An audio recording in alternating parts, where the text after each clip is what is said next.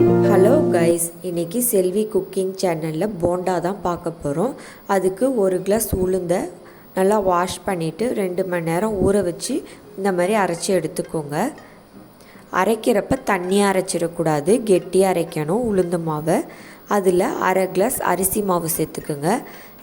அரிசி மாவு எதுக்காக சேர்க்குதுன்னா போண்டா நல்லா கிறிஸ்பியாக வர்றதுக்காக அரிசி மாவு சேர்க்குது. அப்புறம் 1 டேபிள் ஸ்பூன் மிளகு சேர்த்துக்கணும். தேவையான அளவு உப்பு சேர்த்துக்கணும். அப்புறம் கருவேப்பிலை சேர்த்துக்கோங்க. அதுக்கப்புறம் அதில் பச்சை மிளகா சேர்த்துக்கணும். பச்சை மிளகா காரத்துக்கு ஏற்ற மாதிரி சேர்த்துக்கோங்க.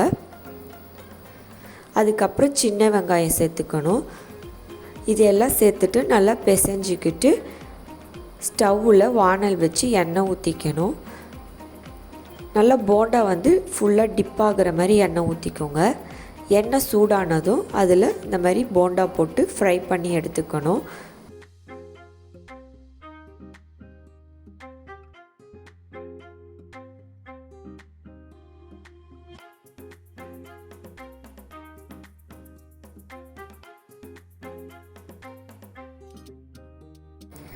இந்த கலரில் நுரெல்லாம் அடங்கினதுக்கப்புறம் போண்டாவை எடுத்துடணும். நல்லா குக் ஆகிடுச்சின்னு அர்த்தம்.